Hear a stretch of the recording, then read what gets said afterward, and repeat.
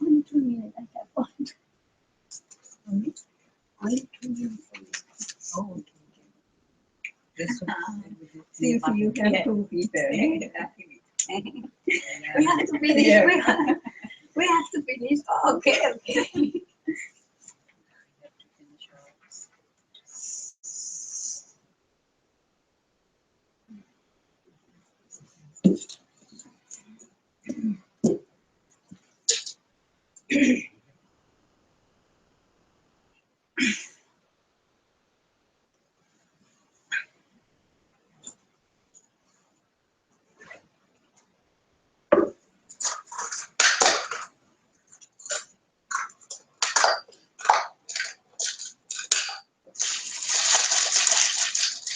It's making a lot of noise with the microphone.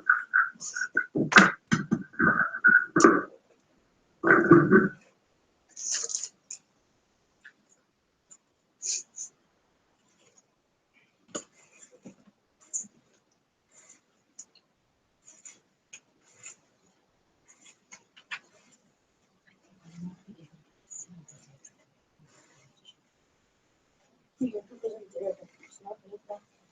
You need to use the camera because your TV will be on YouTube. So you can be there, that's enough. Can we see the screen? So you just move a bit. No, you can see the screen from Okay. the screen is there. Okay, because Yeah, the screen is here. You can see your own presentation Yeah, here. you can see Yeah. it. Oh, okay, okay. Yeah, and it will be displayed there and also on the live stream. Okay, then it's okay. Yeah, that's right. because in here you can see the presentation. Yes. That's fine. I was thinking that. Otherwise, you can take the laptop also. Thank you. Yeah.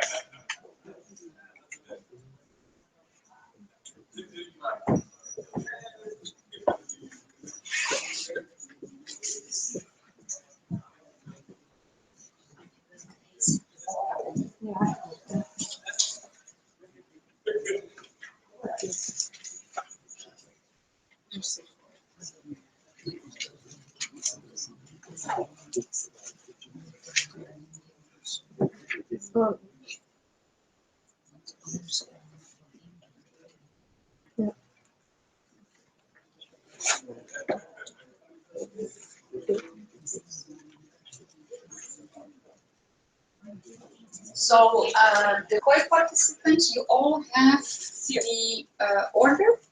So you have the list, so you know at which moment you have to do your presentation. Okay, so be prepared because you know that the schedule is very tight. If you're finishing the one should stay there. It's then Yeah. if you're taking time, just push it. I don't know. Push the previous button, then go away.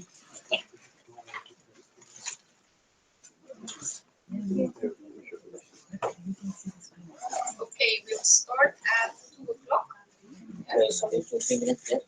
with the Philippines.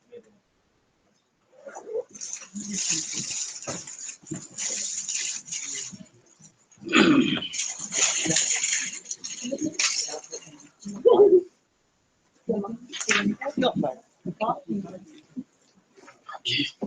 That's it, yeah? Okay.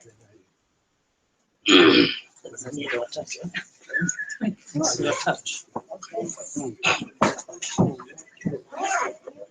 Where's the Philippines missing?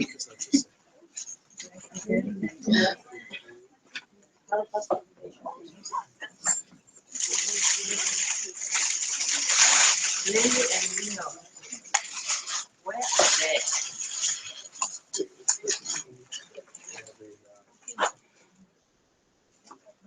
Yes. Okay, for those who are not COI participants, so what we will do today is we will have presentations of the students who participated in the short-term training program on strengthening national evaluation societies. So in order for those national evaluation societies to have an input in the national evaluation system. And so this has been a 2 weeks training program, and what they will do now is they will give a presentation of their main findings, and we live stream this because we hope that then in the countries that the other colleagues from the evaluation society will be able to follow the output of this program. Okay, so if there are no questions anymore, then we can start. There is no possibility to ask questions during the presentations because there is a very tight schedule. So each time one country after the other. But the posters that they will present, they will also be outside, okay? And there will be a reception. And then at the moment of the poster reception, at that time, you can ask questions to the presenters, okay? Is that clear? Yes? Okay. If the ladies from the Philippines come, then we can start because they are the first ones. They have to do their presentation at 2 p.m. Okay, welcome everybody. I've just given a short explanation, which I will not repeat. What is important for those who are not COI participants is that we have a very tight schedule for the presentations. Ask questions during the presentations here, but you can ask questions afterwards outside because the posters that they will present will also be outside during the poster reception. Okay, so if you have questions, please note them down so that you can ask them afterwards, not during the presentation. Okay, yes? Okay, we we're still waiting for the Philippines. Yeah, both of them. They have cold pizza. Yes. Let me check. Of course.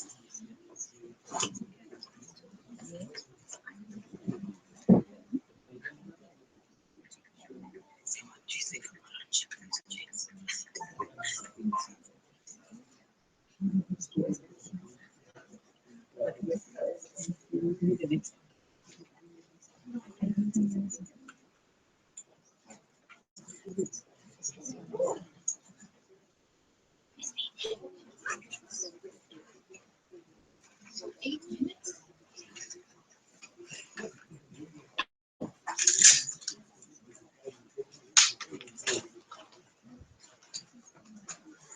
So after 5 minutes, I will give to those who are presenting that they still have 3 minutes for the presentation. Okay?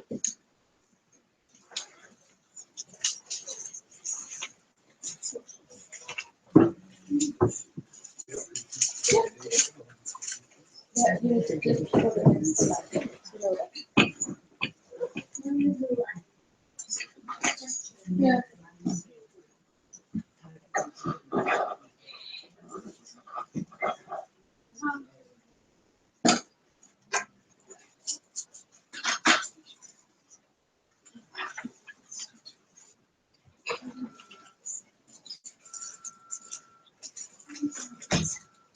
If you're ready, you can start.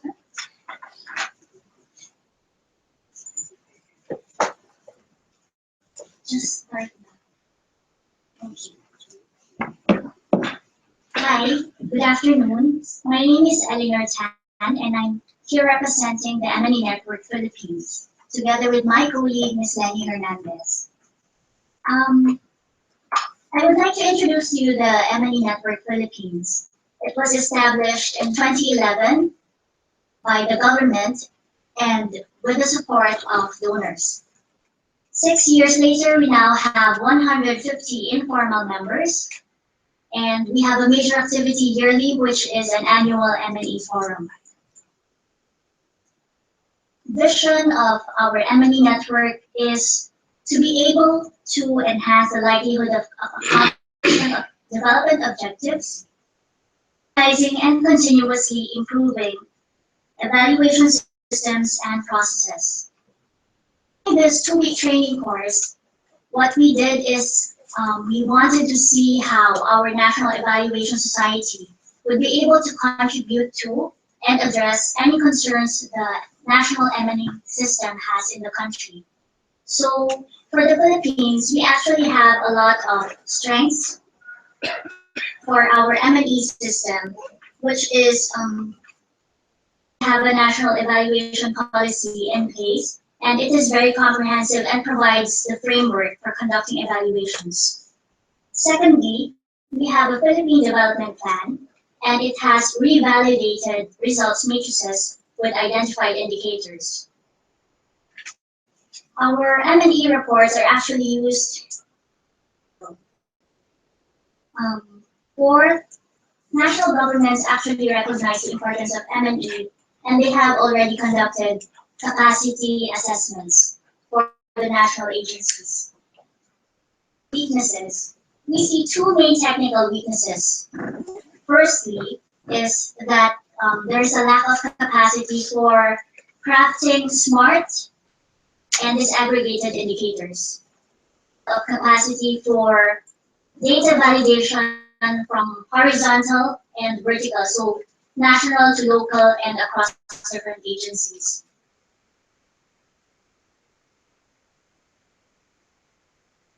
Technical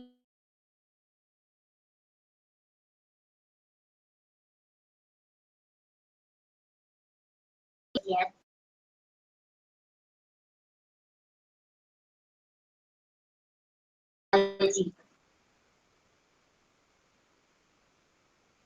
is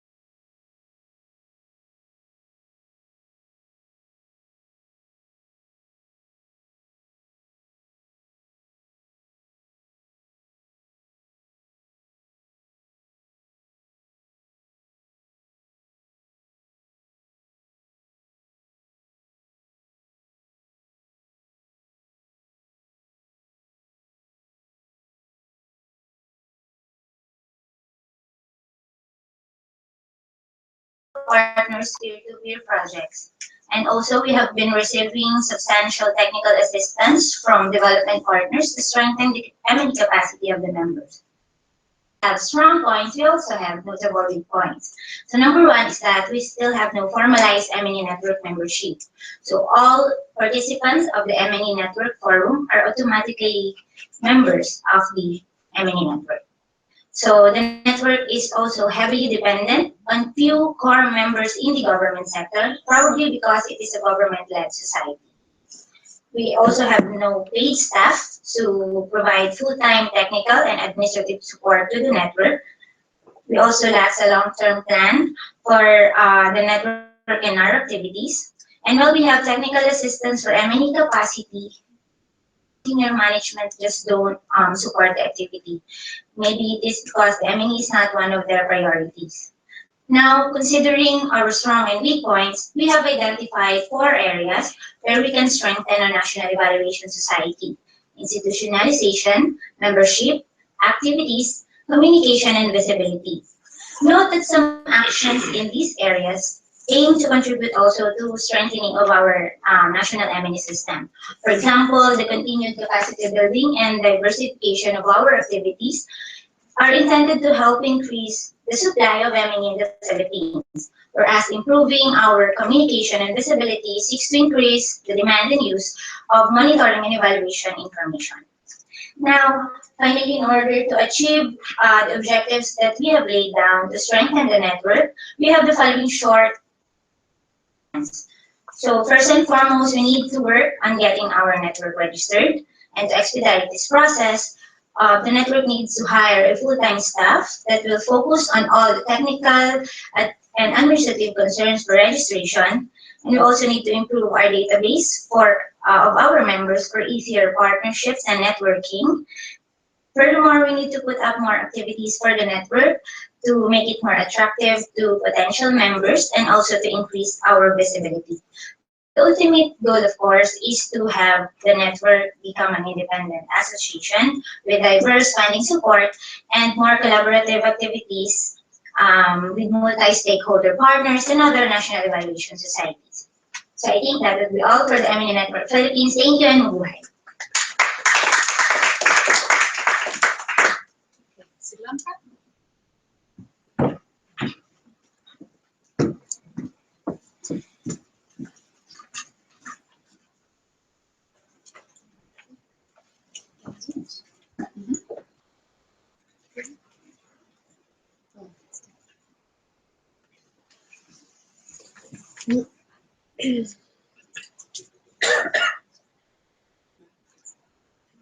Good afternoon.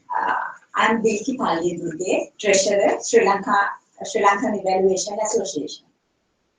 Sri Lankan Evaluation Association initiated and established in 1999 with a group of like-minded individuals with the support of UNICEF and the governance project of UNDP. So in the first part of my presentation, I would like to focus on how SLAVA could contribute to strengthen the national M&E system in Sri Lanka. Before that, I would like to briefly explain the present context of national M&E system. Political willingness and government interest could be very positive and seen very clearly at the present political context. And in 90s, with the support of ADB and UNDP, the Department of Project Management and Monitoring Unit developed very comprehensive, conceptually comprehensive M&E plan at the national level. It is not right now operationalized properly. That is one of the concerns. And of the other concerns, allocation of dedicated budgets for monitoring and evaluation, and coordination among key institution and statistical department, and lack of communication strategies and skills human resources, and lack of evidence-based policy formulation are some of the very critical concerns when it comes to the national M&E system of Sri Lanka. But at the same time, the positive is we have dedicated apex institution under the now under the Prime Minister's ministry.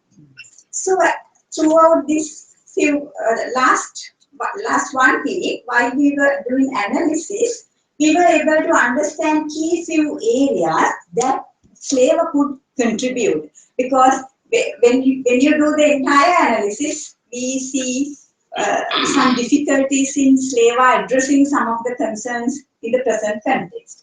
So actually, the SLAVA could be able to support to the government to improve the communication strategy. But right now, they have this evaluation information system, and in this focusing monitoring and evaluation, that existing communication strategy to use M&E results for better, especially for better utilization perspective.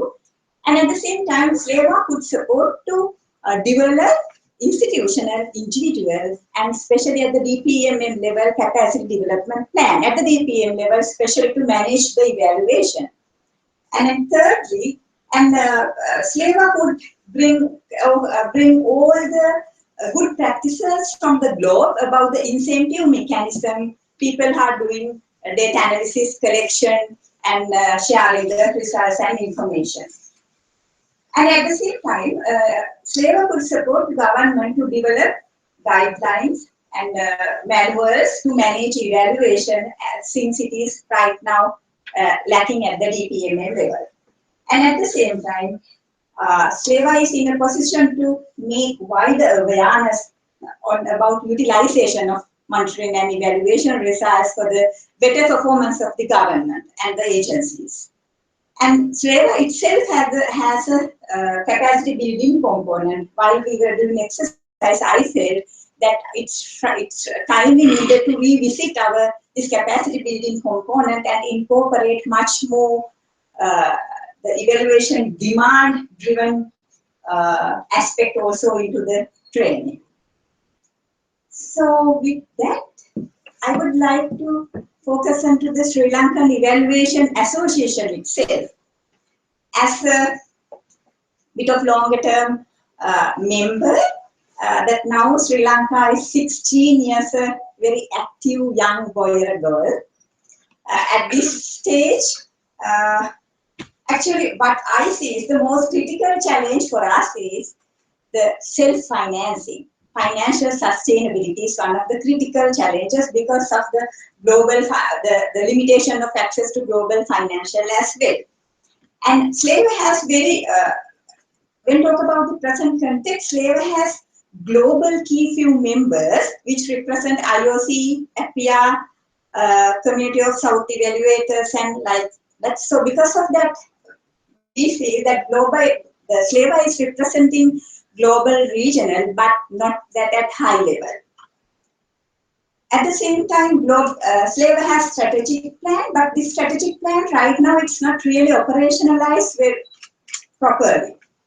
And we see that communication strategy and some of the internal accountability are some of the areas that need to be further strengthening. And actually, I'm so proud that slavery has so much volunteerism. And that's why it is sustaining so far in this much of energy. And with the self-financing aim, we very recently started diploma course with the government, with the Department of Labor. At the same time, we are doing some of the assignment, and SLAVA contributed to develop the module courses on teaching of evaluation in South Asia as well. Though we have so much of positive, still there are so much of gaps for us to improve. Because of that, I also identified a few key areas. Out of these, the resource mobilization and communication are the most critical areas to be improved for SLAVAs to sustain in future. So I understood that the SLAVA website content and the layout, as well as the communication strategy for us to advocate on to promote evaluation culture within Sri Lanka, as well as I really I so much felt that the SLAVA is not producing new knowledge, as well as we are not really contributing towards international level journals and things like that. But right now we are sharing with members most of the vacancies and some of the information like that. When it comes to resource mobilization, actually right now we have the subcommittee allocated for to develop funding strategy. At the same time, really we are getting funding from the private sector, even government in-kind contribution. Sometimes SLAVA by ourselves, we sometimes put money from our pocket as well, depending on the situation. But still, this is the area that we need to work on really hard. And actually, I was really came to this session with a view of getting so much input to improve that as well. When it comes to membership, I think already we have diverse membership, but it needs to be further in strengthening, especially getting lawyers and the people who work in the social cohesion and things like that also should be get board on with us. And improve internal accountability, because in the SLAVA is governing by the Executive Council, consists of 12 members.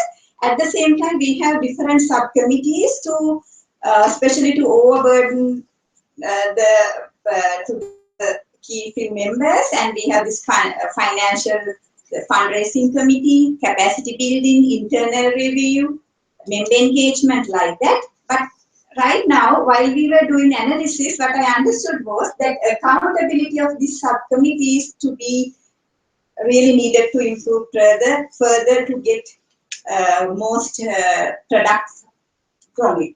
Again, already we have member engagement strategy, but it has to be more diverse.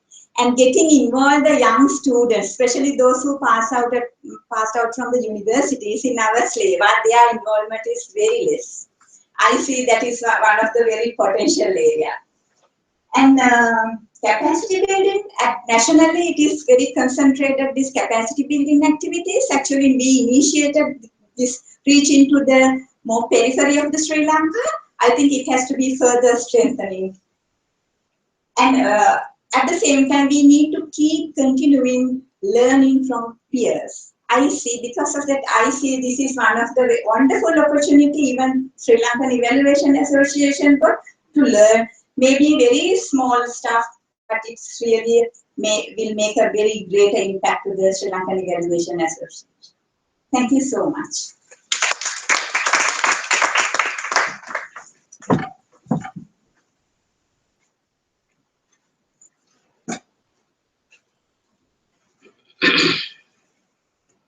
Nepal.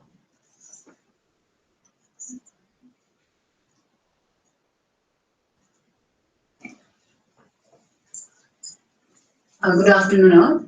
I am Jyoti Vaidya from Nepal, and I am the member of Community of Evaluators Nepal.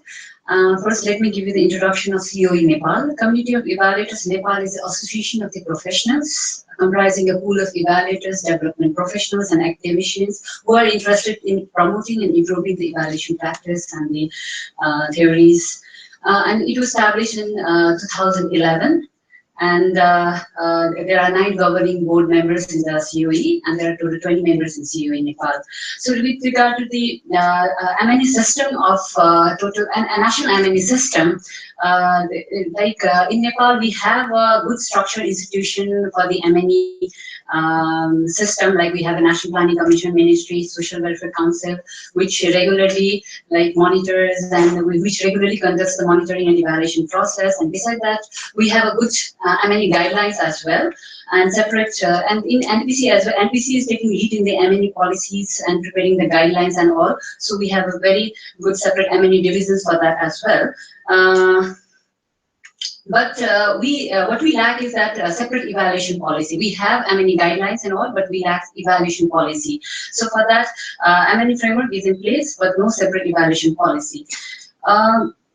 Besides that, but the opportunity for us is like we have like annual networking meeting, which is being organized with the government and with the all of the civil society organization, along with the COE members, where we can discuss and plan about our M&E system and how to strengthen that system.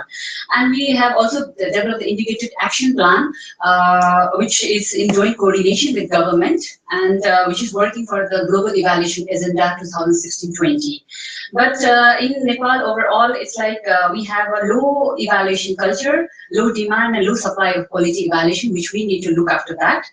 And public perception of M&E staff is also low, as it has no monetary and physical resources to distribute.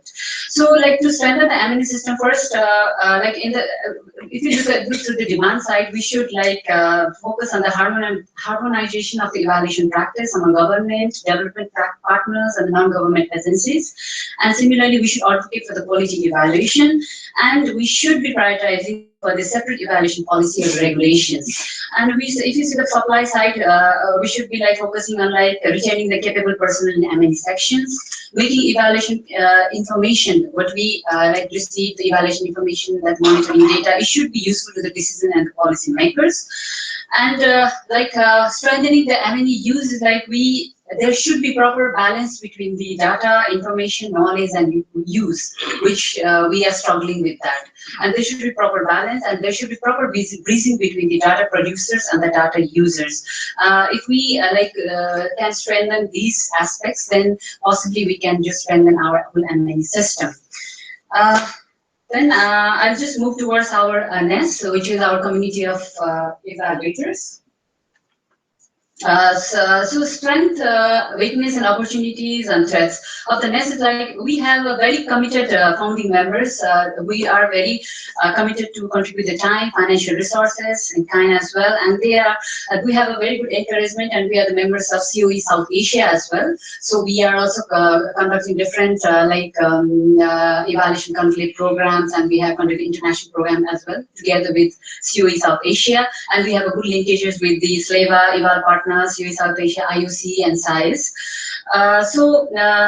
And besides that, it's already been 5 years, so and COE has official recognition, and it has reached till the maturity phase as well. And but the weakness is like we, although the COE has been established since 5 years, it has got a little visibility nationally, and it has because it has a lack of adequate funding for the implementing its activities related to promotion of the evaluation, and there is another nest working parallelly. It might be for opportunities for us as well, but there needs to be a collaboration with other nests. And opportunities is like recently COE has initiated to prepare the evaluation policy in collaboration with the government, for which the COE and the government is having a regular consultation with that. And we have also won the training evaluation for South Asia TESA module in Nepal, which is in collaboration with SLEVA and SAIS, South Asian Institution of Studies. We are also working on that TESA model, which is a very good opportunity to expand and work accordingly. But threats for us is like it's all the voluntary organization, and there is like we have to keep up the interest of the volunteers in the long run as well. So there is a question of sustainability of the interest and engagement of volunteers, and as most of the board members are heavily engaged in it, they have a heavy workload because all of the NEST activities is looked after by the main 9 governing board members. So how to strengthen the M&E system? NEST are like in NEST. If I have to pick up the specific points, then it would be like more informal linkages with evaluators, and we should build more, and we should strengthen institutional capacity of the COE, community of evaluators, and we should be seeking the more reliable support for the funding agencies for conducting evaluation and for improving the quality evaluation. We should be prepared, and like we should be prioritizing the clear strategic plan, so that it's not just to start a new organization, but we should have a sustainable plan for that. And beside that, we should have need to build a substantial donor support or interest. So building a strategic alliances is another tool to strengthen the linkages or strengthen the nest. And another most important one is stimulate substantial government interest in M&E and NES, because without if we cannot keep up the interest of the government, and if there is no collaboration with the M&E department of the government, then we cannot move ahead with our basic objective or the vision. If we focus on these aspects, then ultimately we can have an outcome like strengthening NES and M&E capacities among its members. So, and after attending this training for 2 weeks, we have also come up with the future plan, and we have a short-term plan and the long-term plan. Short-term is first of all, I want to share all of my findings and the recommendation which we come up with after that, in the different theories and the practices. We'll discuss with the COE Nepal staff members, and we'll come up with a common action plan, like how to move ahead to strengthen the nest. And then other thing is like increasing members' participation, strengthening the continuing networking and coordination among evaluation professionals, consultation with government agencies, which is ongoing, and capacity enhancement. It is also the basic theme which COE has been doing, but we'll continue with the training, workshop, and sharing of evaluation information. While in the long term, we should be focusing on the membership management. Like we have a members, but there should be proper database systems, membership certificate systems like that. So we I will focus on that in the long term. And besides that, institutionalization of COE with regard to the internal governance and strategic plans, and build COE as it's basically promoting and improving the evaluation practice. So it should be we should focus on building the COE as a learning center and the research organization which can conduct like new approaches and new tools for evaluation. And finally, like if we talk about the researches and the new ideas, new approaches, we must have a good collaboration with other universities so that we can move ahead and we can explore the new ideas and to strengthen our nest and students to strengthen our M&E system. Thank you.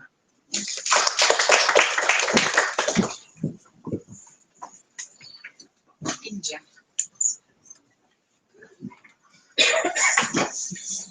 Good afternoon and good evening to media. My name is Shyam Singh. I'm a member of Evaluation Committee of India. We call it ECOI. Before I start, I have a couple of caveats to make, so I'll make one right now, that whatever poster is there is based on the information that I have access. Maybe some of the information pieces I don't have, so they will not be visible here. I just introduced Evaluation Committee of India a bit. It was established just 1 year ago, and a couple of weeks back we completed 1 year in 2015. We have 60 active members from diverse backgrounds, and we have 6 action groups, including capacity building, participatory M&E, evaluation, field building, etc. So we have 6 action groups as well. Now coming to SWOT analysis of monitoring and evaluation system in India, the strength points are that we have a very strong audit office. We call it CAG, Controller and Auditor General. It has been very, very active in the last 4 or 5 years, and also it has been kind of indirectly responsible for the political regime change in India in the last election. We have a development monitoring and evaluation office established by the current government with 15 different regional offices. So it's a decentralized approach where they can cover the huge geography like India. So they are not only relying on one office, but they have 15 different branches. And yes, we have a strong civil society and strong media, which are important pillars to establish or to ask for accountability in any public system. In terms of weakness, yeah, we don't have a national M&E policy yet, but as I know that the government is in process to get one, and a couple of members from ECOI are part of that effort. In terms of internal use of M&E, outputs are not very clear. The moment we get the M&E outputs, it's not very clear how different departments at the national, at the state, and at the local level use those outputs. How they use those outputs in terms of assessing the performance and also fixing the responsibility. We have no link between M&E and budgeting system. India has started performance-based budgeting system, budgetary allocation system, but it has to be more. There has to be some link between the M&E data or M&E insights or results in the budgetary allocations. And yes, there are poor capacities in the government at the national, at the state, and at the local level in terms of M&E. So these are some of the weaknesses that we can point out. In terms of opportunities, I can definitely say that yeah, there is a political will exist currently in India that they are willing to use M&E system. They are willing to make it more effective. There are UN agencies available who are providing support in capacity building on M&E at the national and at the state level. There are donors like World Bank and others who are really emphasizing on having a M&E system, at least for the projects that they are assisting, and there are huge, big the projects that they are supporting in. And yes, one more opportunity, of course, now we have the Evaluation Committee of India, which of course can be a platform to help the government in terms of resources, in terms of expertise from the supply side. So that's another opportunity. Threat, yes, there are some common threats that we can observe. One is misuse of M&E outputs for political gains, and it has been there. It has been the case for many years, where a political party used the performance as one of the indicators to get into the electoral battle. Another is the change in political regime may also result in the radical changes in the M&E system which we have right now. So maybe after 3 years when this government changes, if we don't have the same government again, probably we might see the changes in M&E system as well. And if these political changes happen, probably donor agencies may also withdraw their support in terms of capacity building. So that will be another trait that we might see. And the last and important is the lack of ownership among the bureaucrats. So the major question that always we ask is who will monitor the monitors? So because they are the one who are going to use M&E data. So if they don't have ownership, probably it's not an effective system. In terms of strengthening M&E system in India, I have three different categories to offer. One is supply side, demand side, and of course use. In terms of supply side, we need to remove multiple M&E systems which exist at the local level, at the state level. There has to be a one system where we can converse all, and then we can look at the picture in totality. Second is also we need to have centralized budgetary allocations, like the office of DMEO, so that there's impartiality in terms of using M&E outputs. In terms of demand, I think collaboration between the Regulation Committee of India and the DMEO is really important because, as I said earlier, that the ECOI can actually supply, can provide expertise using its platform. And inclusion of civil society in different public M&E structure is also, I think, one aspect. Specifically in the expert committees and the technical support groups where civil society members can contribute. In terms of use, the one important thing is that I think the government should release policy notes for instrumental use. I think every year they should definitely come out with a paper or note that what exactly they are doing with M&E outputs and the results that they have been receiving.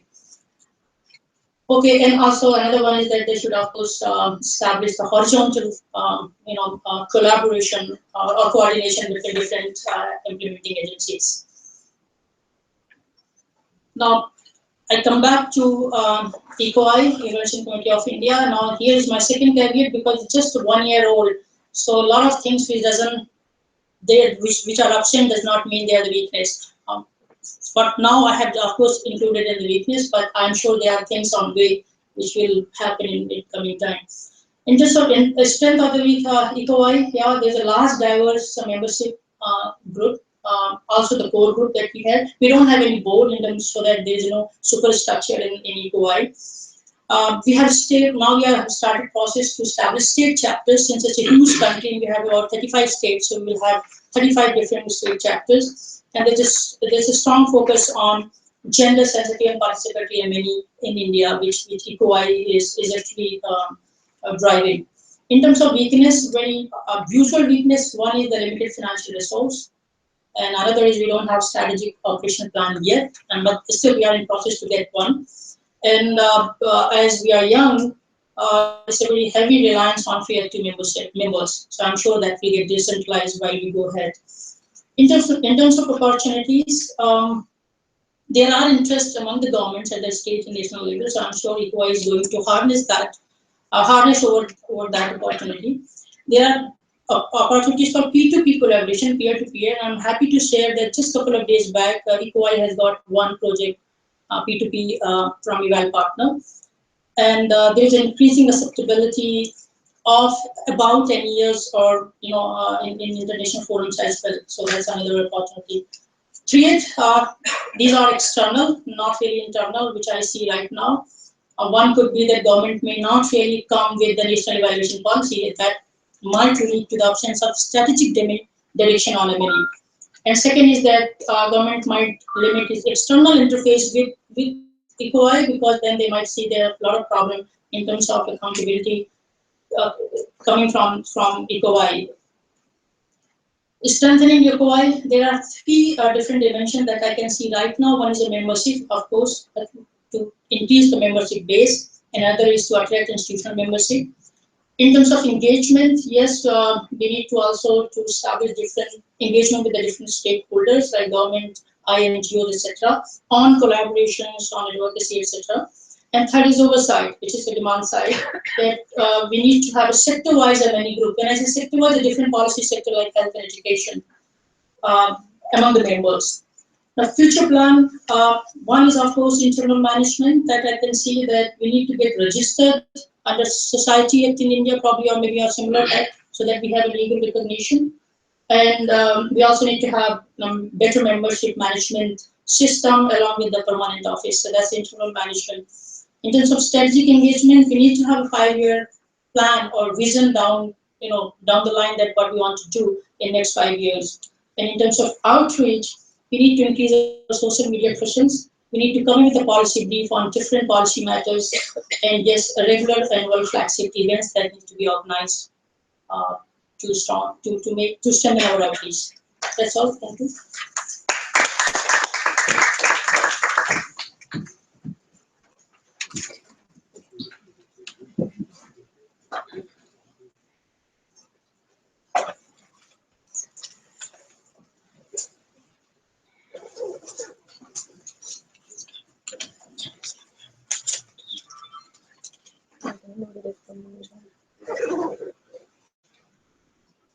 Okay, good afternoon, everybody. I'm George from Georgia. I'm presenting here today the Georgian Evaluation Association. So it is officially established in 2008 and has 15 official members and 50 informal members.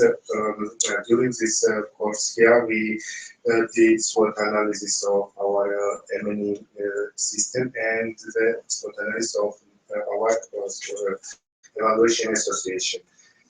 So, in terms of strong points of our monitoring and evaluation system, we have quite well structured system. We have monitoring manuals, log frame, developed indicators, and sorry, but I can't read. Is this readable from there? No, it's too tiny. No? Yeah, Okay. Make it bigger.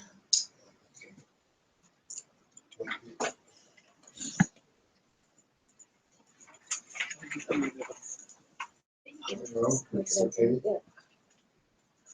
Yeah, it's okay. So, in terms of weaknesses, we find out following issues. Relationships between monitoring and evaluation is not clearly spelled out in the manual. Some indicators are developed but difficult to measure, and there are many units in different subsectors, but they are not properly related to central sector M&E unit. And the salaries which are offered by the staff sometimes are low and low. Yeah. Civil society participating in processes but not very regularly, and there is no clear procedure to how to cooperate or communicate with civil society. But in terms of opportunities, there are different. We have advantage, maybe I can say so, because there are a lot of donors and NGOs who are interested to help for developing M&E capacity. And there is an appropriate political situation in the country and the government interest as well. So, in order to strengthen our M&E system, I found out different criteria. For example, in supply side, we should stimulate our private sector to participate in M&E system capacity development very actively, and increase our budget through promoting our M&E system among the stakeholders, and stimulate government to be actively involved in the process as well. So in the demand side, we have found out the following: promotion of our M&E system is crucial crucial, and strong communication between government and other stakeholders. And the EU side, it is very important to the result of the M&E results to be more and deeply analyzed by the other parties. Yeah. So next slide.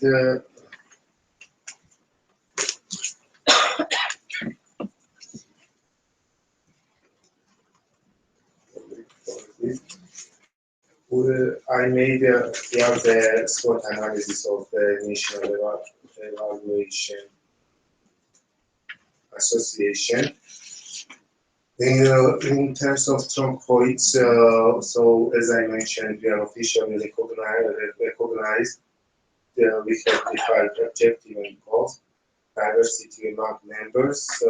So we have members from government, parliament, academia, from private sector as well. So we have financial resources and with that funds for strengthening. In terms of weaknesses, we can say that our membership, we are not really a source of income. Few members we have.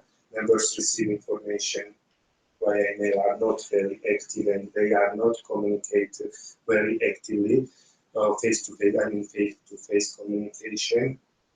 So, and the opportunity increasing internal, as I mentioned, the government has increased interest, and it is for us opportunity to do more working on establishment of evaluation standards in Georgia. We are now in process to working on it and increasing interest of all the capacity of stakeholders.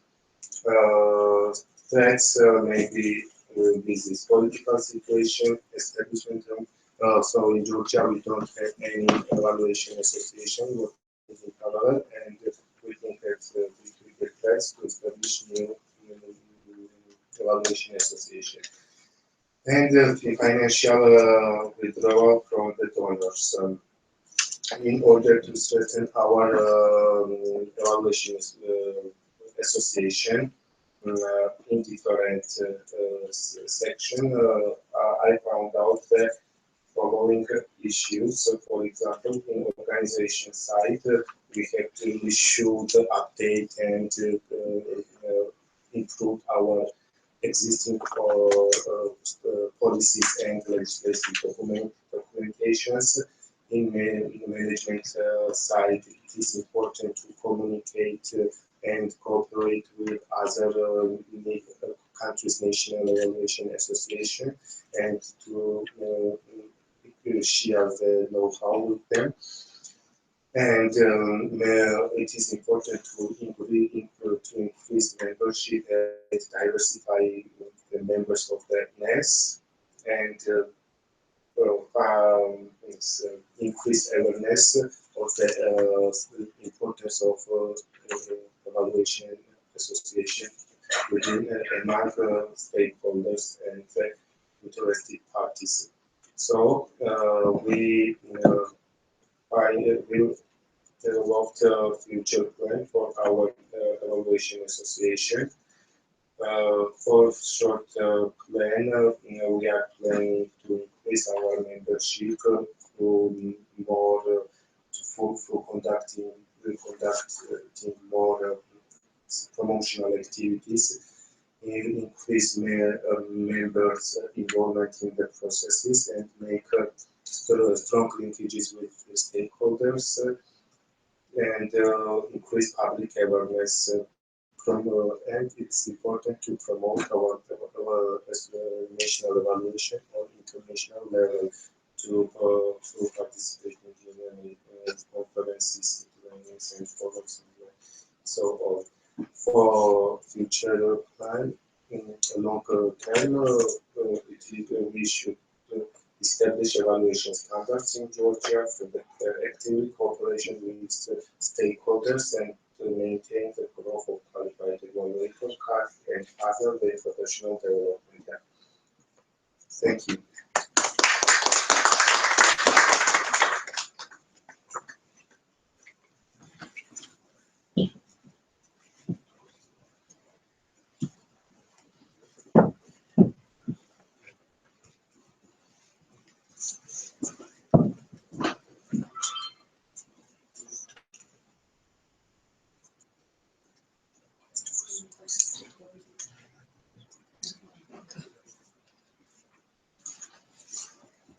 Good afternoon, colleagues. My name is Lanka. My team member is Senegal Shigwema. We are from South Africa. The theme of this training was the strengthening of national monitoring and evaluation systems, national evaluation societies as a driving force. In the past 2 weeks, we engaged on a process of diagnosing our national and monitoring systems and our national evaluation societies, and ours was SAMEA. In this presentation, I'll briefly talk about SAMEA, the National Monitoring and Evaluation System of South Africa, the role that can be played by SAMEA to strengthen the system, and lastly, I will look at the SWOT analysis of SAMEA. SAMEA was established in 2005. It has 649 active members. We have 10 board members who are credible and people of high caliber. Its vision is to cultivate a vibrant community that will support, guide, and strengthen of monitoring and evaluation as an important discipline, profession, and instrument for empowerment and accountability in South Africa. In our diagnosis of the South African monitoring and evaluation system, we found that its strengths to be a well-regulated policy environment, a strong body of institutions to support M&E like Statistics South Africa, the Office of the Auditor General, National Treasury, and the Public Service Commission. Its weaknesses are that we believe that DPME could play a more authoritative role in the implementation of monitoring and evaluation policies. We also have national development indicators which lack a chain of causality and therefore lack clarity as to how the hierarchy of indicators is to be achieved, and therefore we do not have a program theory. There is also a lack of alignment within programs or of programs within the 3 spheres of government. Some of the opportunities that we have are that there are systems in place for a new approach to budgeting, like performance budgeting or outcome budgeting. South Africa is also a thought leader in M&E in the region, and the location of the Department of Planning, Monitoring and Evaluation provides leverage for them to support alignment. And some of our threats, we found that there is a low quality and reliability of data coming from departments for use in evaluations, and there is no incentives for departments to demand evaluation, and therefore this leads to malicious compliance, where they just comply for the sake of complying and not because they really need to produce the data. And there's also a silos approach of departments in terms of programs or of how they implement programs. Now, the role that SAMEA can play in strengthening the system is to promote professionalization. It is also to advocate for joint sector reviews on evaluations conducted on government development programs.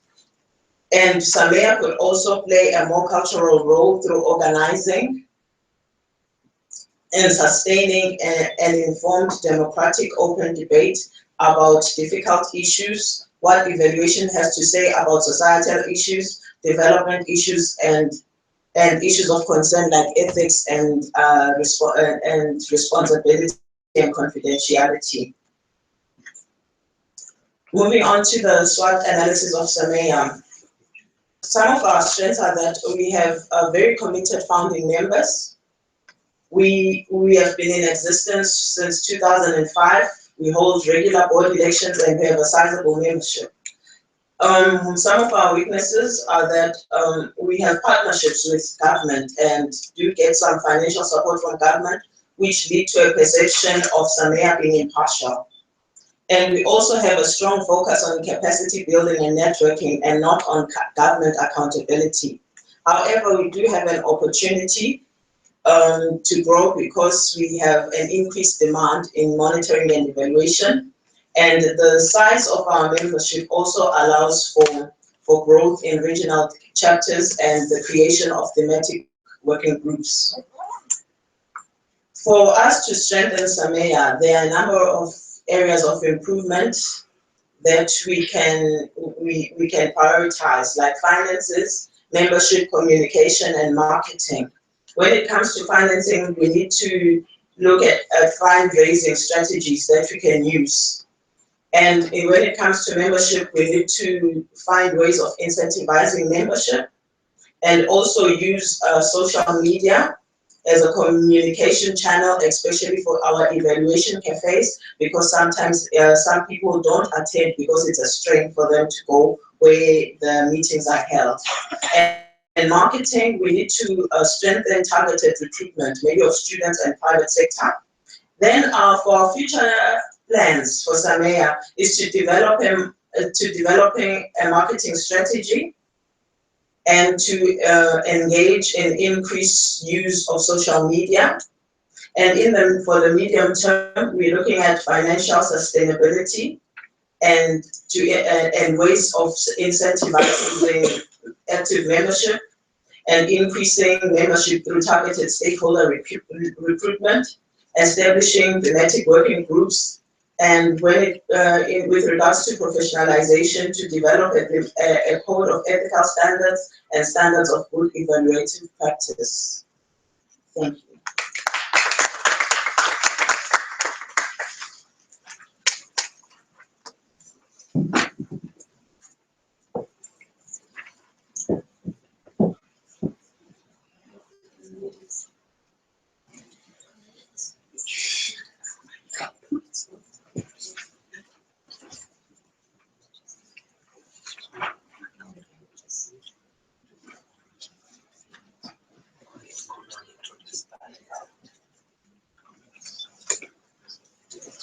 Good afternoon, everybody.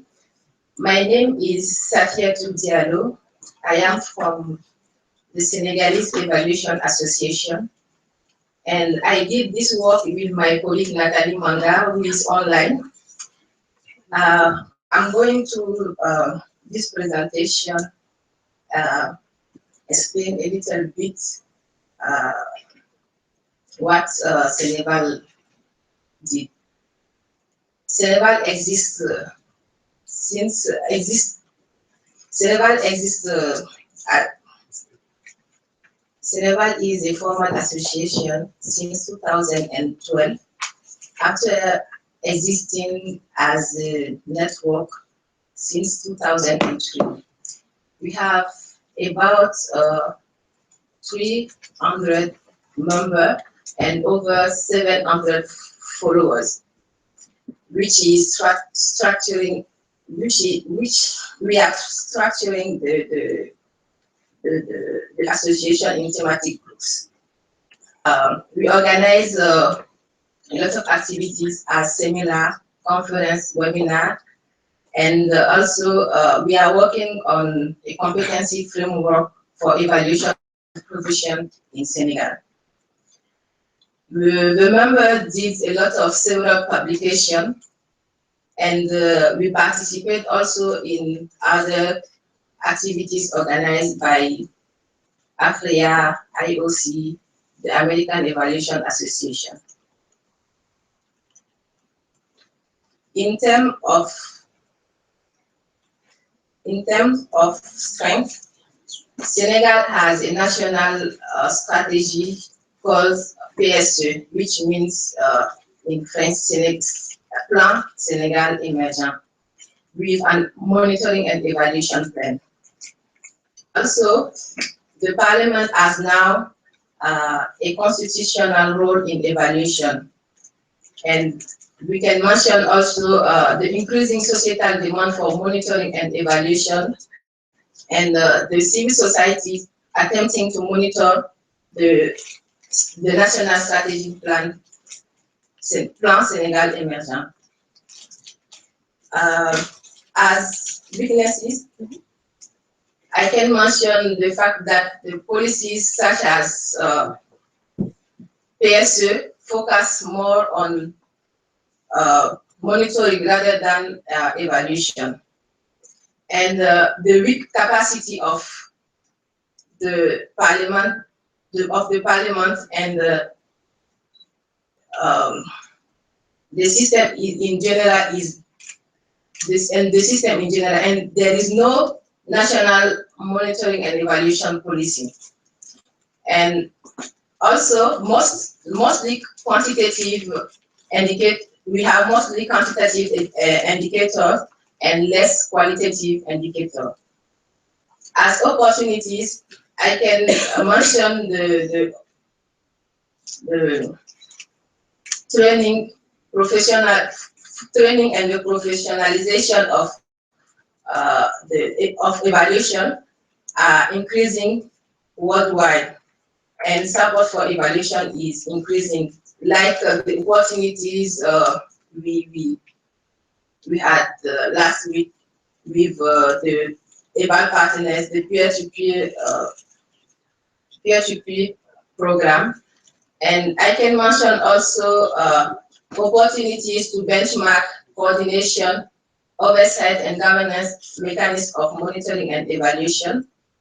And through also the SDGs and other more thinking around some outcome framework. As fifth, we can mention the politicization and evaluation anxiety, the resources scarcity, and the competing priority and the disinvestment in evaluation.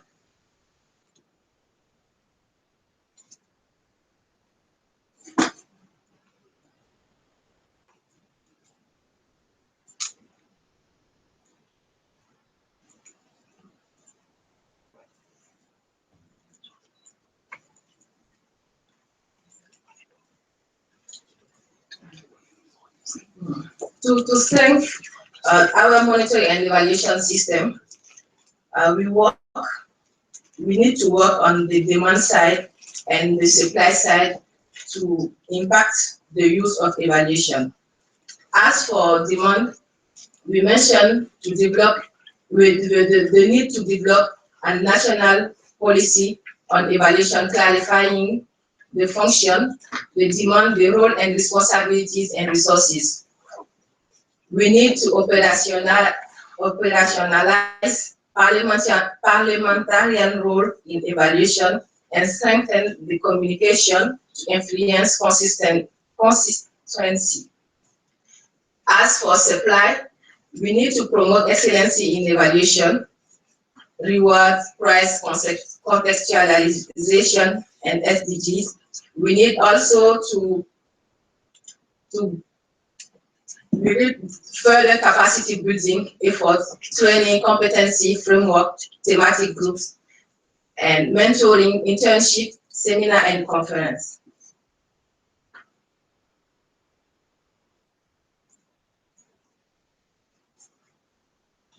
The second part of the presentation will be on the diagnostic of our national evaluation society. As strength, I can mention that there is some very committed founding member in the association, and we receive kind support, and we are developing a fundraising strategies. We have also a sizable membership and interest among emerging evaluators. We have a good foundation for communication. We have a website, a Facebook page, and many activities we organize are face-to-face, and there is a high interest of the members. As weaknesses, I can mention that the lack of innovative resources mobilization. We have also too heavy reliance on few active members. There is also the lack of incentive to attract other members, to recruit champions in different sectors. Also, to work on the visibility of the association, nationally in particular. We have also a low communication for policy influence at central level. There is also few online activities, and there is a lack of activities out of the capital.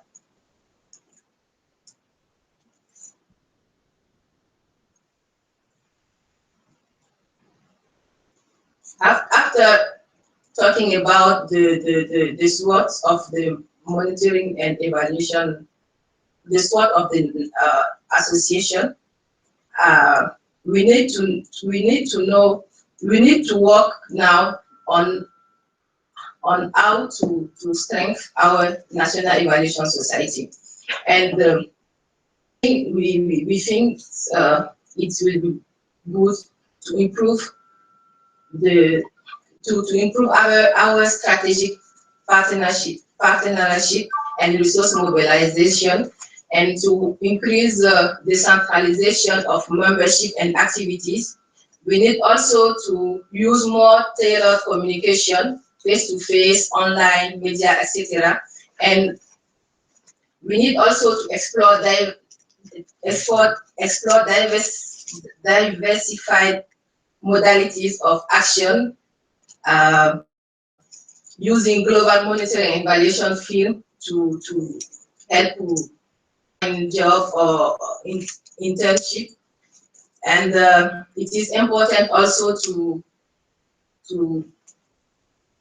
invite the M&E experts passing by Dakar to have activities with them. And we need to stimulate interest from different stakeholders to support enabling environment and policy influence.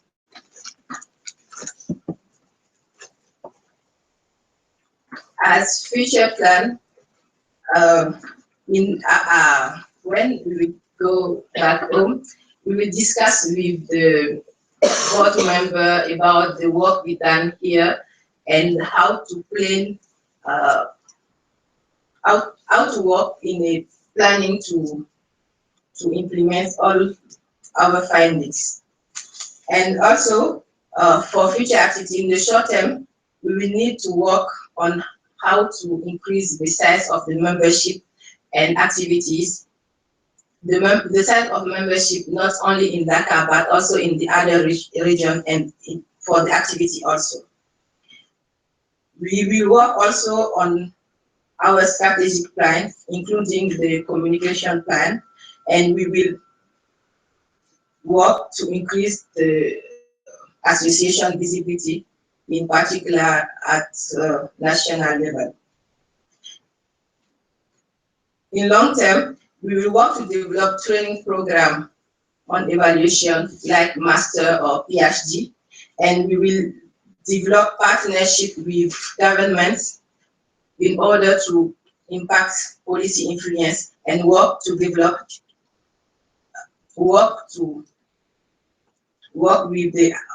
all stakeholders to develop the national evaluation policy. Thank you.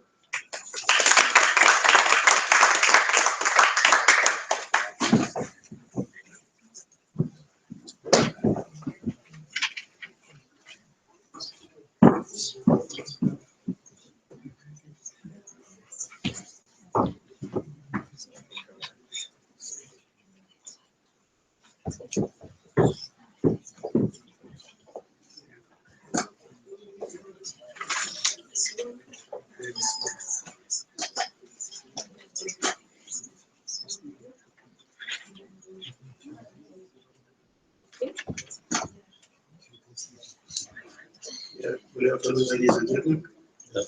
My name is Musali Nyanza. I'm coming from Tanzania.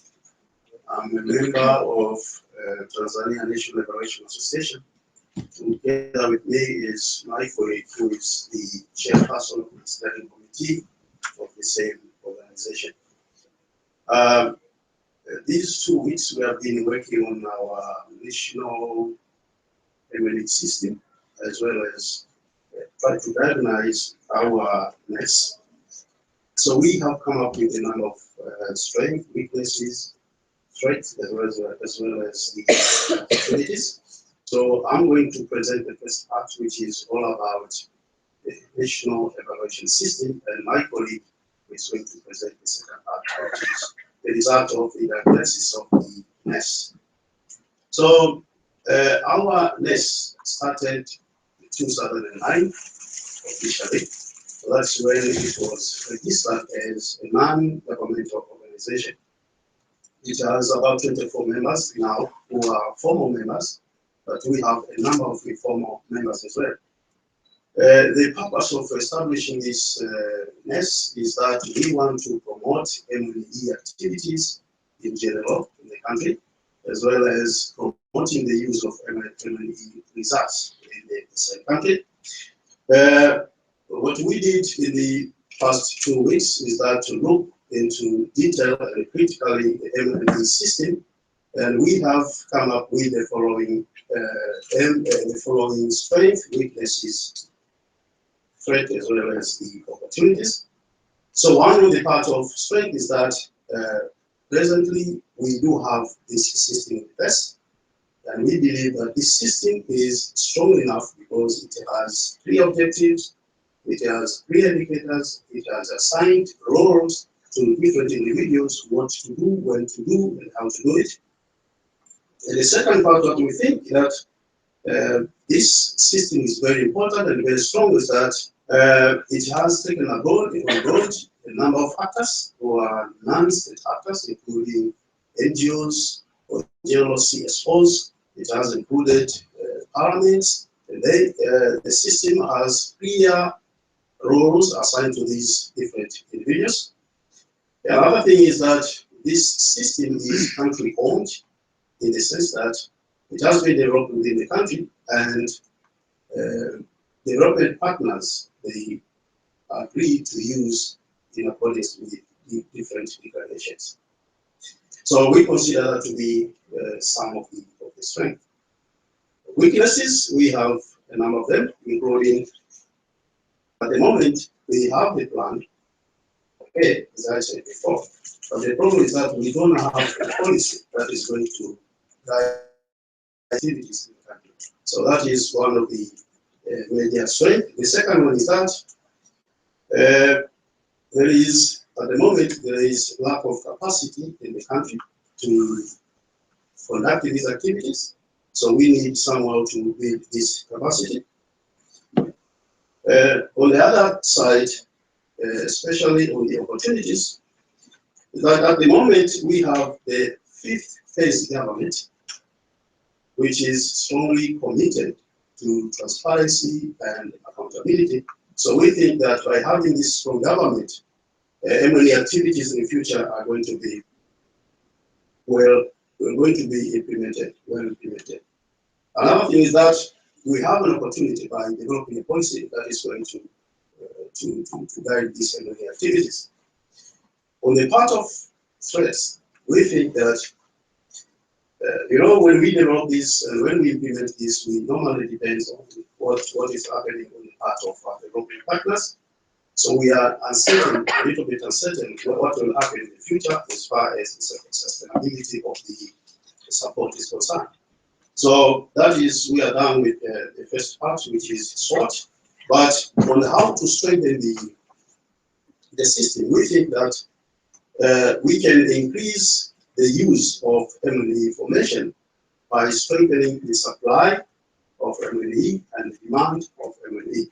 How are we going to do that? We have a number of strategies, including developing the policy that I've said before that it doesn't exist. So if we develop that, we are sure that demand and supply of M&E is going to be strengthened. Another thing that we think is important in strengthening M&E system is that we have Tanzania in place. We have this evaluation association in place. So if the government wants to use it effectively, we are sure that it is going to strengthen our M&E system. Another thing is that we can do deliberate effort to try to strengthen the capacity to use as well as to supply M&E information. The last one, I think we need to identify M&E champions who are going to spearhead M&E agenda in the country. So with that, we believe that supply of M&E is going to be strengthened, demand of M&E is going to be strengthened, and ultimately we are going to improve information use as far as M&E is concerned. So with those few remarks, I want to welcome my colleague, Francis. You're welcome. Thank you very much, Dr. Miranzi. for that part. I would also introduce myself. As he has said, my name is Francis Majande. I'm the chairperson of the Tanzania Evaluation Association. What I'm going to give you is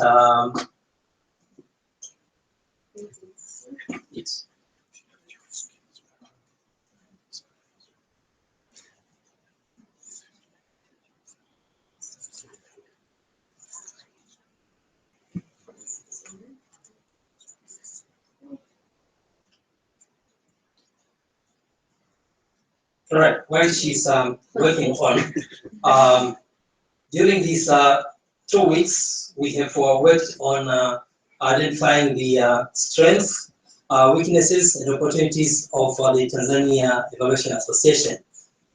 We are able to say we are strong on the legal status. We are a registered association, which is the Voluntary Organization for Professional Evaluation.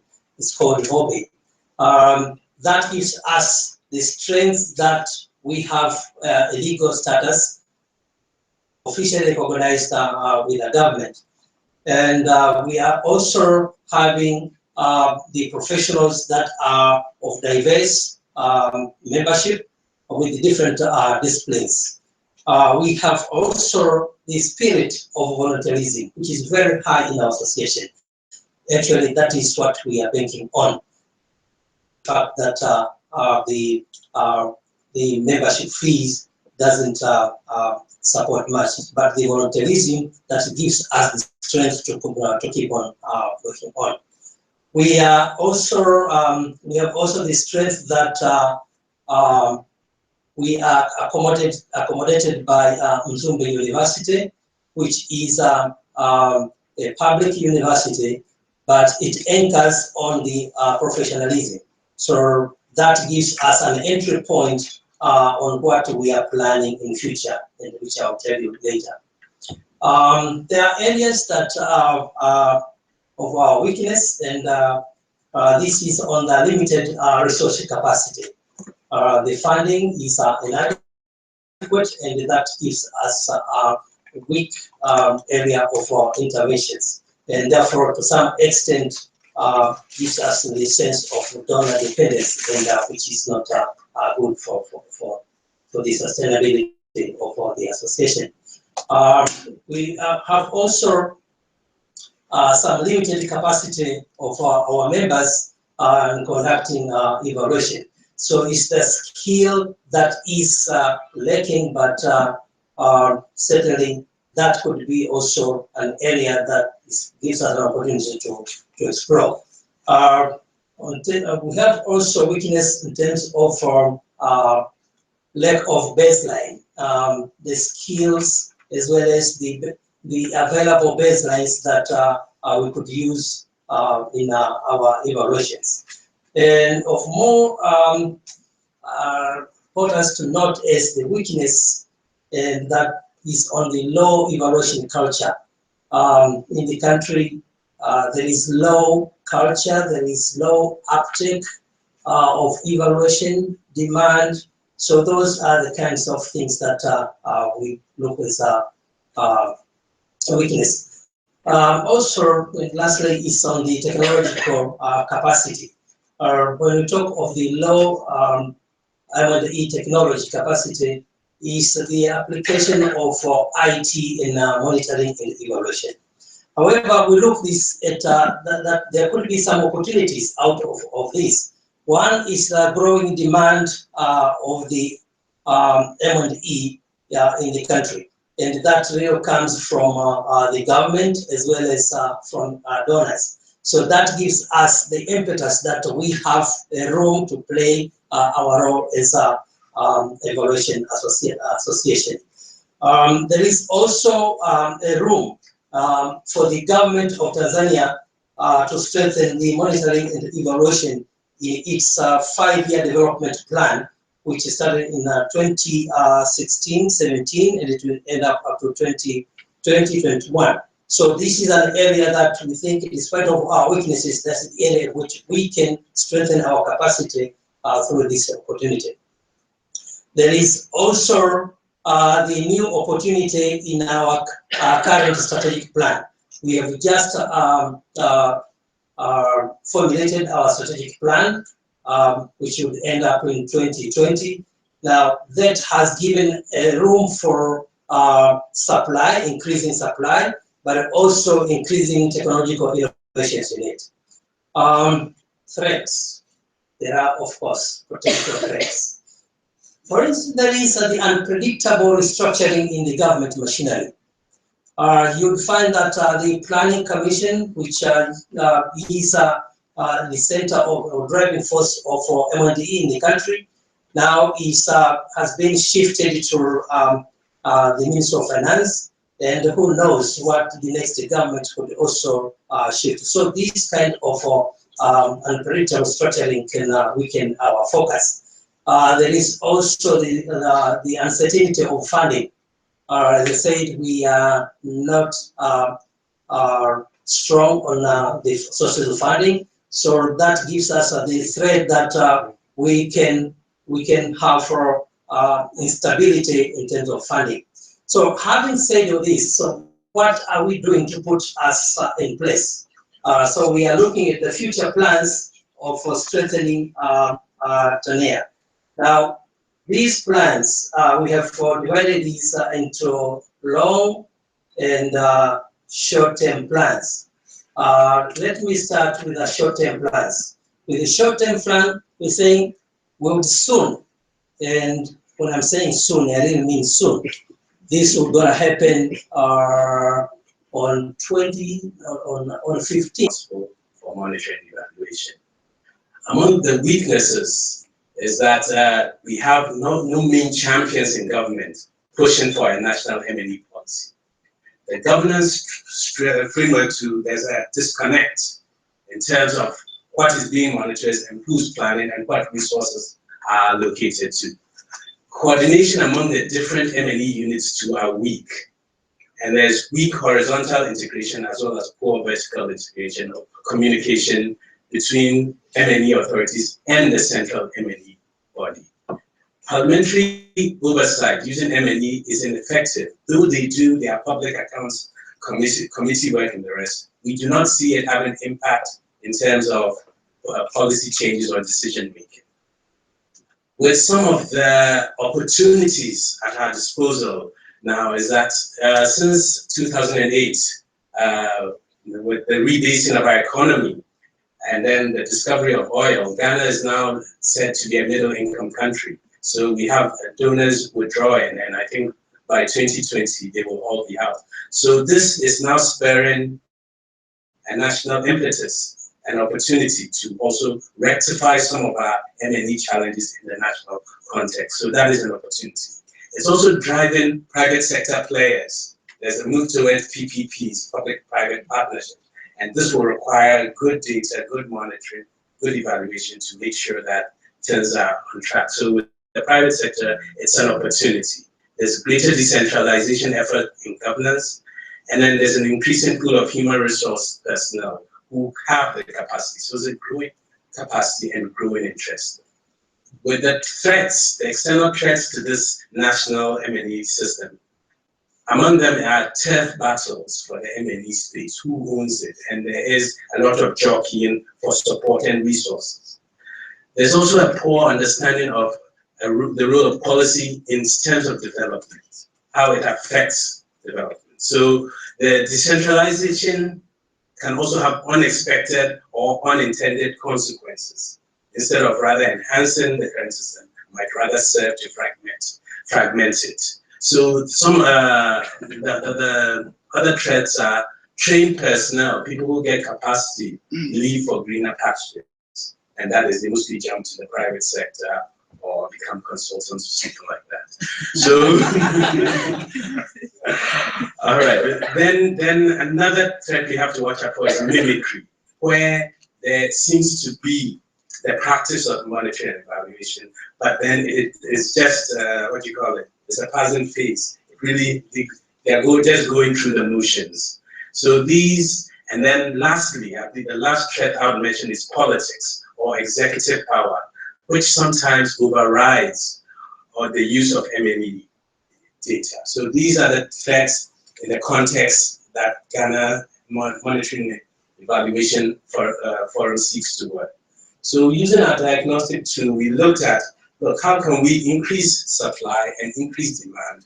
Because without these two, the use of the M&E might compromise. And in fact, maybe I might add the quality use, because sometimes we are not getting quality reports in terms of monitoring or evaluation.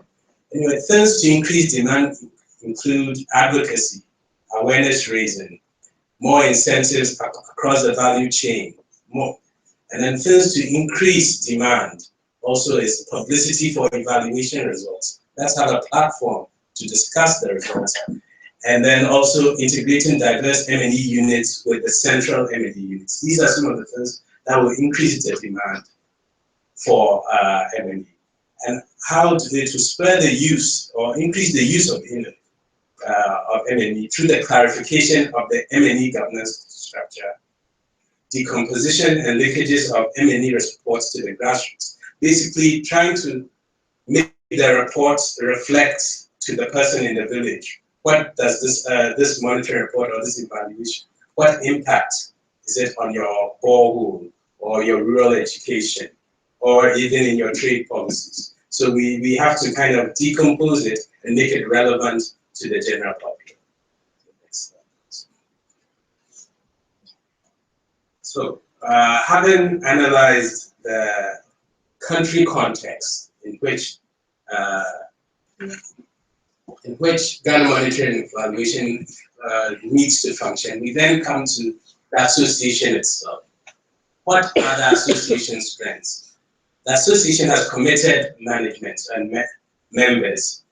They have credibilities with donors and with governments. Just recently in April, they partnered with the National Development Planning Commission, which is the apex body for M&E, to host a policy forum towards developing a national policy. They have multidisciplinary skills, and there's a diverse management team coming from all groups, academia, government, and private sector. Among some of these weaknesses is that there's an over-reliance on a few key members in the team at GMF. Then there's also an over-reliance on virtual working, emails. There's less face-to-face. There are irregular meetings. And then we now have a core donor, and I think we are using them too much as a crutch. We are over-relying on them. We need to diversify that. In terms of opportunities, there's an increasing interest in general public on monitoring evaluation. Parliament too has a good interest and acts as a good entry point. There's opportunity to collaborate with other think tanks and academia, as well as other civil society organizations. And the space to conduct national capacity building is broad and which can be capitalized on by the GMF. Among the threats that the association has is the political threat, which might reduce the impartiality or the credibility of GMF. And what do I mean by this? Our membership consists of people who are politically aligned.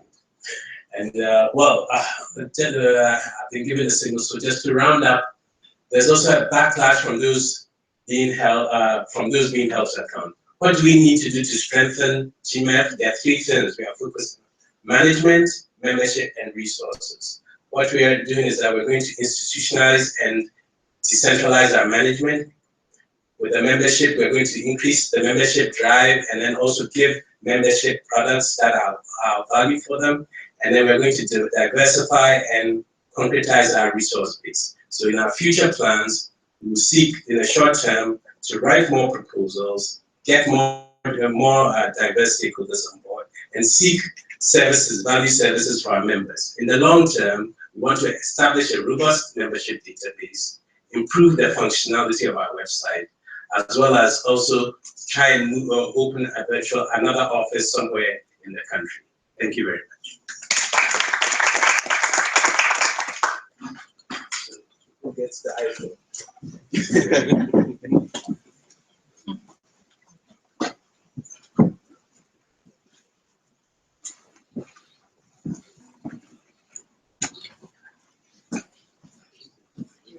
afternoon to everybody. I'm Mohammed Musa from the state of Palestine. I'm here to present my department, which is monitoring and evaluation, the Ministry of Education and Higher Education, and to present the Palestinian Evaluation Association. The aim of the monitoring and evaluation department in the Ministry of Education is to enhance the result-based management, establishing accountability, and also enabling evidence-based decision-making. The aim of the Palestinian Evaluation Association is to disseminate the culture of evaluation and to be an integral part as an effective decision-making that is evidence-based. The M&E in the educational sector founded in 2009. We have 4 full-time members and 1 sector review per year. The Palestinian Evaluation Association is still new. It's founded in 2013. The SWOT analysis for the M&E department in the educational sector shows that we have a strong M&E system and clear. We are working at the level of result, I mean at the level of outcome and impact. And we have a clear plan and also independent budget. The methodology for each indicators in our reporting are so clear. And the data and feedback are followed from the lower level to the upper level. I mean from the school to up to the district and up to the ministry center, which is the center, and also vice versa. M&E result used for policy making and policy influence at various level.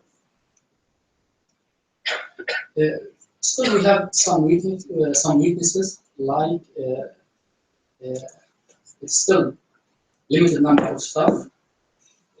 Qualification limited at decentralized level, I mean at the level of school and district.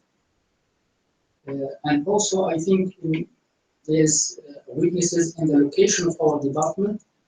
We need to look, our department is located under the General Directorate of Planning. Must located, I think, at the office of Minister. We can strengthen M&E system by increasing the demand and supply, and also by increasing the use. We can increase the demand by developing the national policy and plan, by develop the Ministry of Educational annual plan, and also by reform the educational sector management, and by decentralization in decision making. And also we can increasing the supply by increasing the consistency between the plan of the school with the plan of the ministry, at the district and as the ministry, and also by increasing the consistency of the plan at the level of Ministry of Education with the national plan. M&E can increasing the use by analyzing the data at the level of schools. Also, Ministry of Education and Higher Education can increase the use of M&E system by applying the accountability as based on results, and also by allocating the budget-based performance.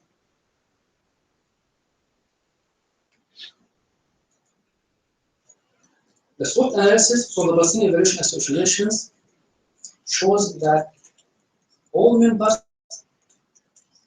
in our list are qualified. There is a management board. Association has a strong, effective network.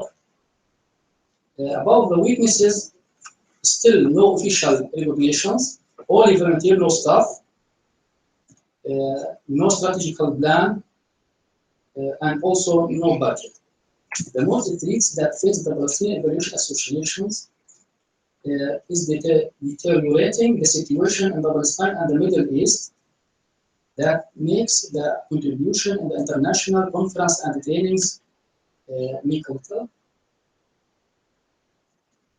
We have many strategies to strengthen the national evaluation associations. organization, at the management, and also at the membership and at the activities. At the organizations, we start the process, the official, at the level of management, develop a clear communication plan, developing a strategy to reach the most important stakeholders, and also increase exchange of informations. At the level of membership, strategy to achieve, strategy to active membership, strategy to develop database for membership and also increase membership. At the level of activities, our strategy is to increase the presentation of board in external activities. Our future plan, we have many things to do it at the level of short term and also at the level of mid term. At the level of short term, like summit letter official nations by 2017, develop mechanism for membership certificate, and also building the administrative structure for Palestinian evaluation associations. At the long term or mid term, we need to find funding, find allocation for the Palestinian evaluation associations, also communicating with the partner institutions, also developing strategical management plan. Thank you very much.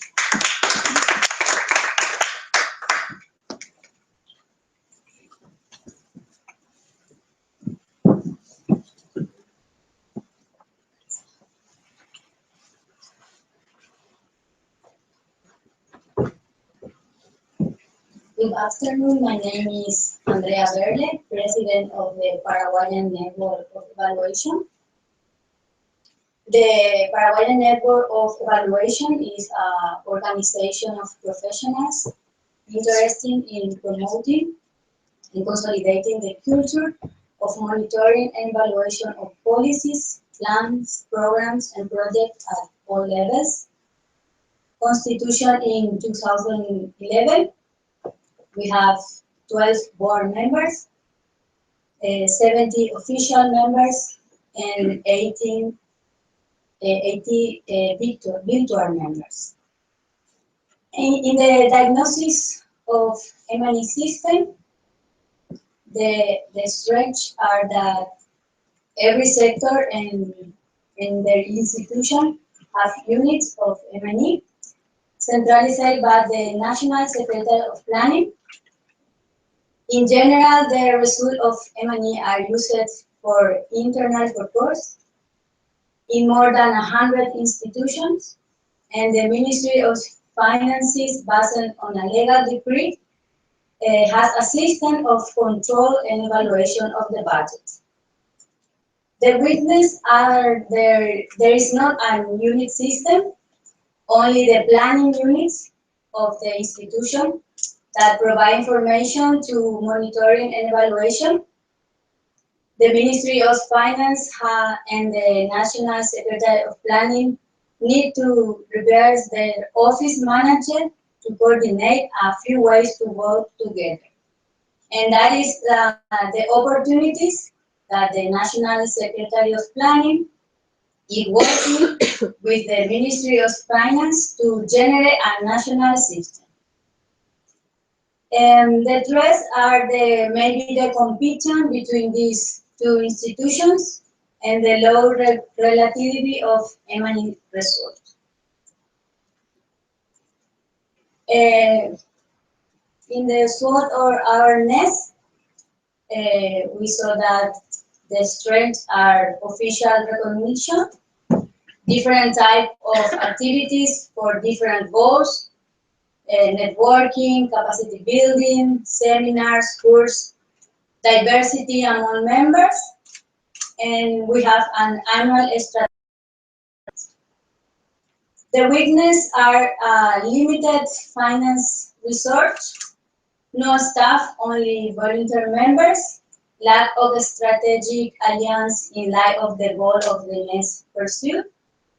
Some sectors are underrepresented, and the evaluation is not acknowledged as important by some sectors. The opportunity that we have is the opening of the government to build a joint evaluation agenda, the increasing interest in NES, and the increasing interest on evaluation by some sectors. And the threats are difficult political context to operate, the budgetary policies possible orient to the Ministry of Finance and not enough openness. What are the stretching that have the next? We have 4 objectives. The one is the specialization and capacity building, get support and engagement for capacity building with university and government. We create an M&E platform for e-learning. Disseminate advanced and challenge on evaluation. Identify accountability champions in different sectors. We make institutions aware of our work through seminars, conferences. The other is generate technical and financial cooperation, establish a strategic alliance with national and international organizations, and generate funding projects. And the last one is to consolidate the REPI organization, obtaining members' commitment, recruitment policies linked with university and other institutions, the organized working groups within REPI. What are our future plans? In the short time, we want to achieve a joint national M&E agenda and increasing members' participation and commitment through face-to-face meetings. And in the medium term, we want to establish a strategic alliance with nationals, university, government, and international institutions, and organize training courses for capacity building. Thank you.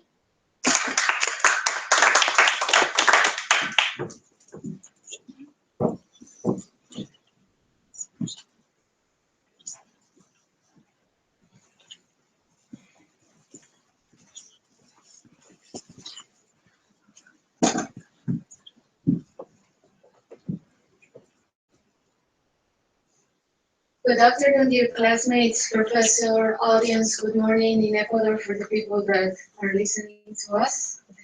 It is an honor for me to present the analysis of the Ecuadorian M&E system and the National Ecuadorian Evaluator Society. This presentation will be divided in 2 parts. The first part is going to be performed by me, and the second part by my dear colleague, Silvia Gonzalez. Well, I would like to tell you that I am a public officer, so this training represented a good opportunity for me to analyze my M&E system. The framework presented by Professor Holwet helped me to go an in-depth analysis of my weaknesses and opportunities. Since I am a public servant, it was a good starting point to recognize our weaknesses and future opportunities. I would like to tell you that in 2009, the Ecuadorian government decided to put in place an online tool to monitor the performance of all the public institutions. This was a really big effort that helped us to monitor the social gaps reductions in our country. So with this context, you should know that we have a result-driven culture, and in my country, the monitoring is a high priority, yet the evaluation field is still an embryonic stage. Regarding the strengths, we have a national development plan for the well-being. This is a complete guide that tell us what to monitor, which are the government priorities. We have 12 sector priorities, especially the productive and the social sector, and put in place key indicators that help us to harmonize all the data collection effort. We have an alignment between the planning and budgeting, link between central M&E and the statistical office, resources allocated for monitoring, really strong champions in the monitoring field, Incentives for institutional change toward excellence. We have put in place an excellence program that reward institutions with outstanding performances. And we use M&E results for present in international forums the social gap reductions. Yet, we have many weaknesses. As I told you, the evaluation field is on the embryonic stage. We have a lack of policy of open data. This means we produce a lot of information, but the civil society do not have access to this information. Therefore, for the academia, it's difficult to assess or to have an external point of view of how the government is performing. We have indicators selected by need or intuition, mostly to have an international accountability. But those key indicators, especially I think for me, those productive indicators that capture the change towards an oil economy to a more intellectual economy, they are not put in place. We still remain on raw and oil productions to have a strong budget. We don't perform causal change analysis for policy ingredients, and sometimes many of my colleagues, monitor colleagues, feel that we waste our time and effort because not all institutions are coordinated. And we have a limited participation of the civil society. Maybe this is because the government has a strong presence. They try to control almost everything. Okay, for the opportunities, since we have good capacity in the monitoring field, we should go to the next step. What does it mean? We have to publish our M&E results for accountability, especially now that the government, the next year will be over, so we have this handover, and for sure the next government will require us this evidence. We also should perform audits to the online tool. Sometimes I know from experience that when you report something that it is not true, there's nobody to control you. So when you put waste in a system, you just produce more waste. So we should perform really smart audits so the quality of our online system is boosted. In the threats, well, again, we don't have a joint responsibility among ministries. The coordination is quite difficult, and we should focus more on impact results. Then we analyze what can we do to surpass all these weaknesses and take these opportunities. Well, the answer was clear. We have to connect the government with the civil society, especially the private sector, produce meta-evaluations, joint reviews, and active comparisons among Latin American countries. That's something that we don't do yet as a region. To increase the demand, well, since many of our resources are provided by international financial banks, they should demand us for more accountability for the M&E side. And we should lobby experts to evaluate the quality of the government key indicators. Finally, to increase the use, we should put in place rules or law that makes mandatory the use of our M&E results in any field, whether the parliament or whether the central government. Thank you. Just a couple of minutes more to talk about Evaluate. Evaluate is the national network of evaluation in Ecuador. We are a network of professionals who are interested in M&E, of projects, programs, and policies. We exist since 2012, and we are about 80 members. What are our main activities? Our activity is related or focused on creating and supporting information and knowledge exchange about M&E and projects. And we are focused on promoting M&E capacity building. And we have identified the SWOT analysis for our NES, who is focused on the recognition that we have a national level, despite we have a national organization for that, a national secretariat. And we we count on multidisciplinary and high-skilled members related to economics, policy making, medicine, among others. We have a large use of social networks. We have experienced members as well as young members who are very interested in M&E. We have members working in different arenas of within our country, academia, social, civil society, we have government, etc. We notice that we have poor interaction among members. We all have all connections, we are linked. However, we don't share so many things among us. We have a centralized structure, so that is one of the problems that we have identified during this course. We have no strategic plan and or communication activities, and we need more activities to get engaged with our colleagues. About the opportunities, we can tell that government is interested on results, and we need to take advantage of that opportunity.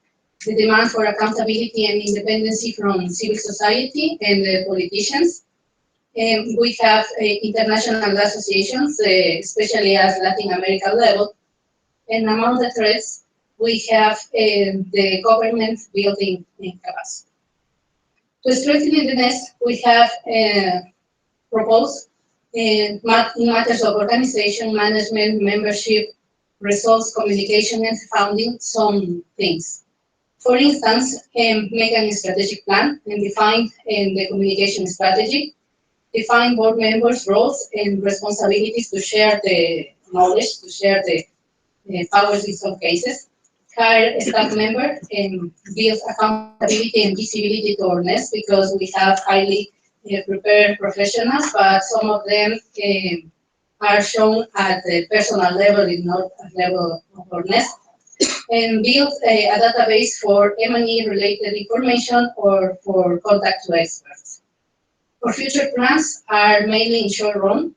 We expect till 2018 we can make dialogue with government representatives about the nest in its future, build a attractive package for paid memberships, establish fees in our case. Social media and in-person learning experiences. We have to prepare M&E seminars, trainings, and conferences. Post to diversify the funding and start with increase M&E membership and participation, and finally increasing our visibility at national and international level.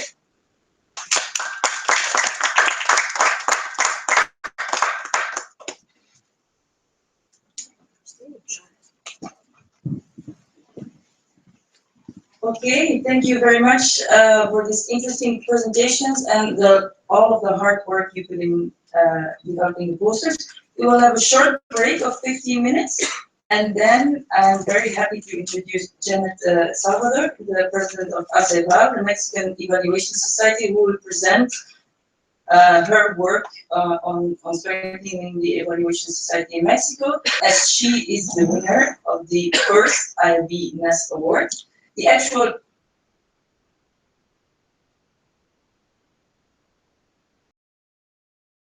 jury will also receive certificates there. Okay, so we will see each other again in 15 minutes. Yeah. You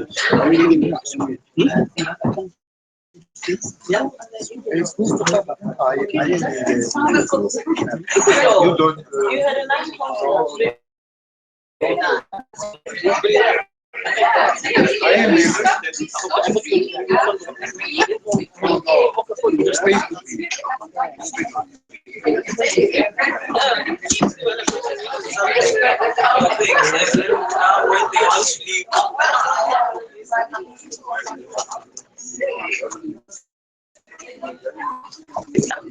Oh, the one was making.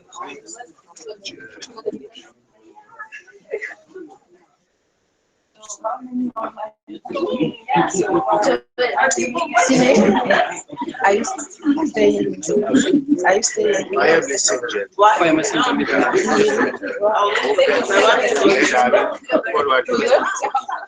Stop. What? Because I can leave our